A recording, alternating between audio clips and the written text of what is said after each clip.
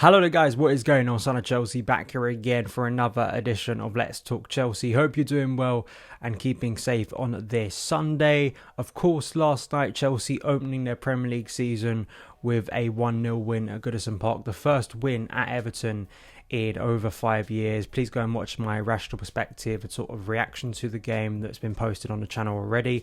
But today, transfers, incomings, outgoings. It's set to be a very busy closing few weeks of the transfer window for Chelsea as expected. Today we have not only more updates over potential big incomings for Chelsea before deadline day, but also a massive outgoing from the club.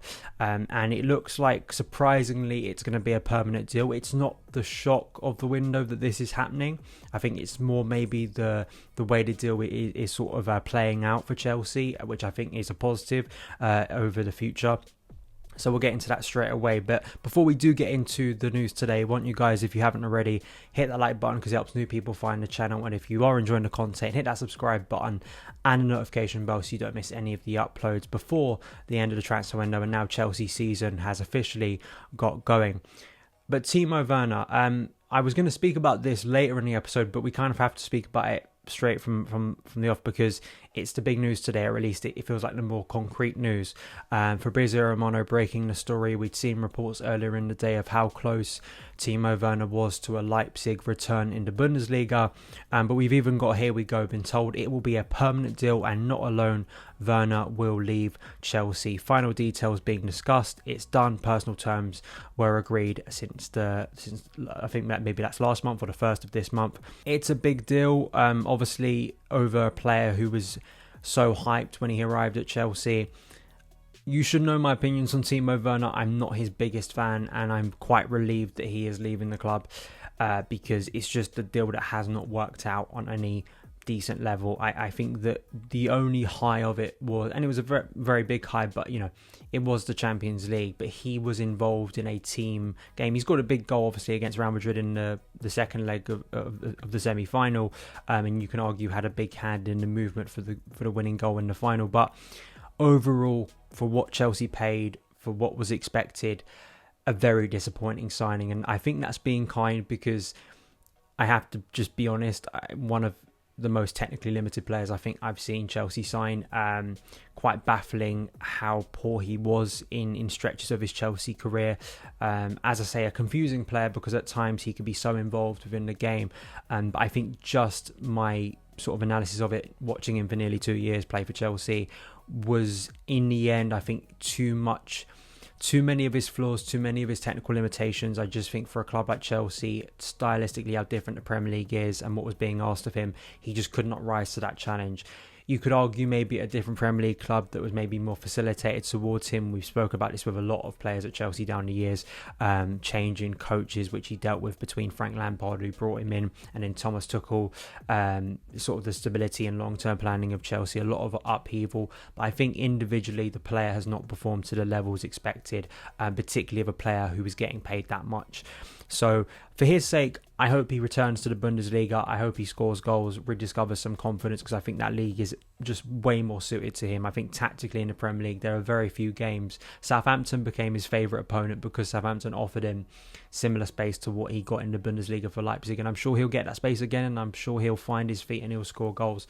But just not a good signing for Chelsea, and it's one that I don't think we should...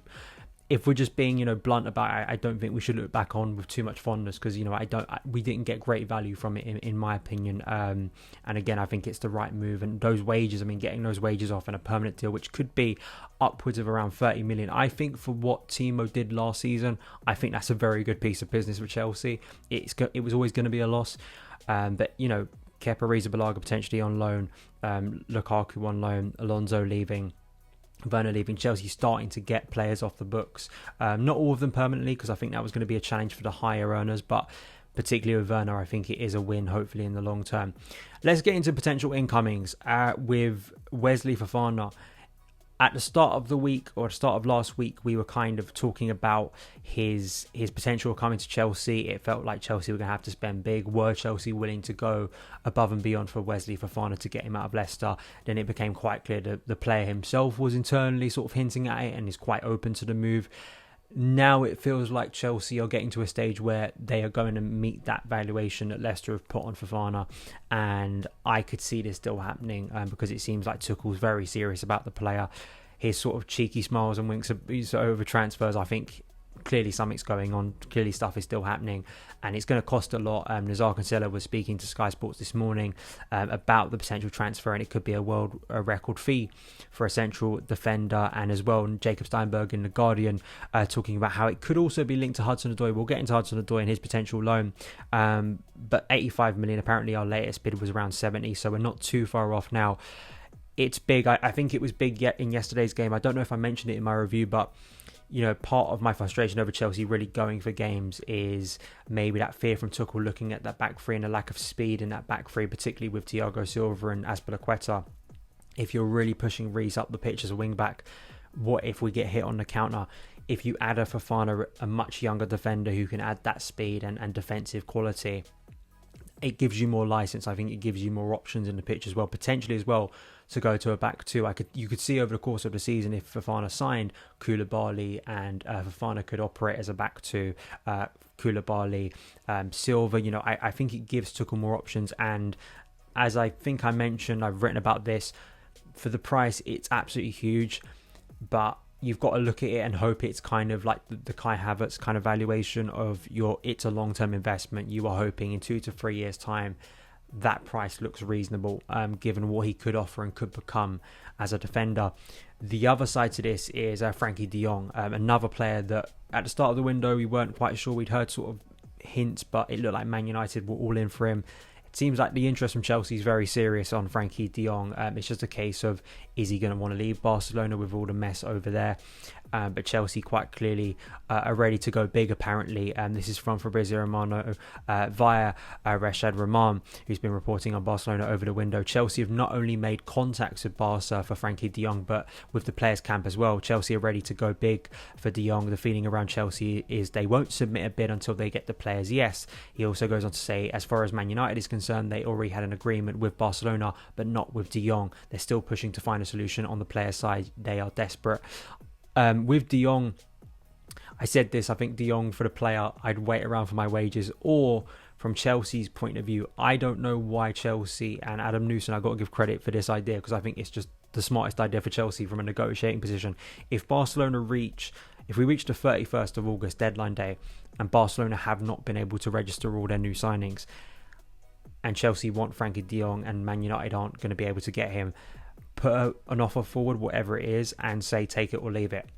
And Barca are then put in a situation, aren't they, where they either have to take the money, which could then help them register some of their signings, or if they don't take it, they're in big trouble and have to pull more magical levers before the season gets going. So maybe that's the solution.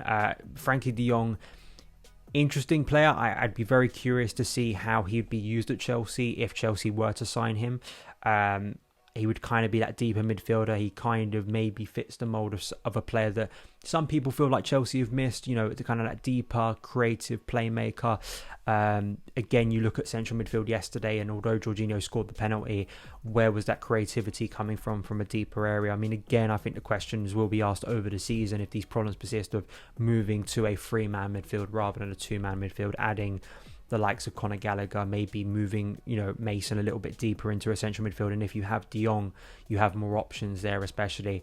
It's going to cost a lot, like any deal, I think, at this point of the window is going to cost a lot. It's quite clear this isn't just a rumour. Chelsea are seeing if there's a possibility to get Frenkie de Jong before the end of the window. And in front of Man United, I think it would, you know, in a summer where Chelsea have lost out to players, particularly to Barcelona, it would feel quite ironic that we do a hijack of our own with a Barcelona player. There are other Barcelona players linked obviously as well, as they're trying to ship out as many as they can with the registering players problem.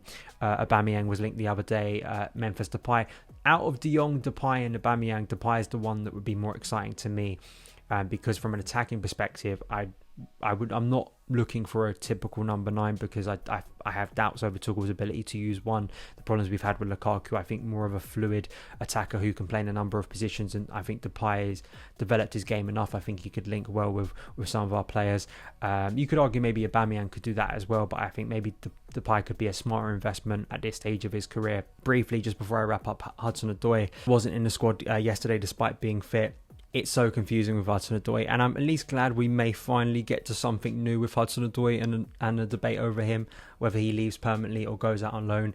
Something was going to give eventually on Hudson-Odoi. It's just a little bit confusing if he does go out on loan to, say, Southampton, because I don't think Southampton can afford to buy him permanently.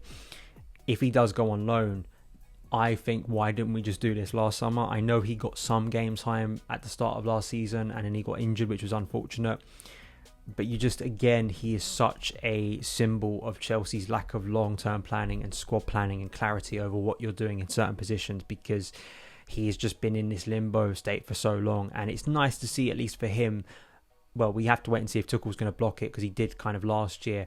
I think an in Premier League loan is probably better for him because it's a better quality of football. It's more reflective of what he could do at Chelsea if he was on loan. There have been fears that if he was to go out on loan to, say, the Bundesliga and he smashes it, maybe that doesn't give the greatest reflection of what he could do in the Premier League. I would like to see Southampton, Leicester maybe, would that be included in Fofana, or would that, like with the Brighton deal, would that be kind of similar of them getting Hudson-Odoi on loan in exchange? We'll have to wait and see. Let me know your feelings on the transfer window, the exit of Timo Werner, which looks imminent or looks like it's going to be done. Fofana, De Jong, Hudson-Odoi, the rest of the window. Let me know your thoughts in the comments below. Follow me on Twitter @SonOfChelsea, and I'll see you again very soon. All the best.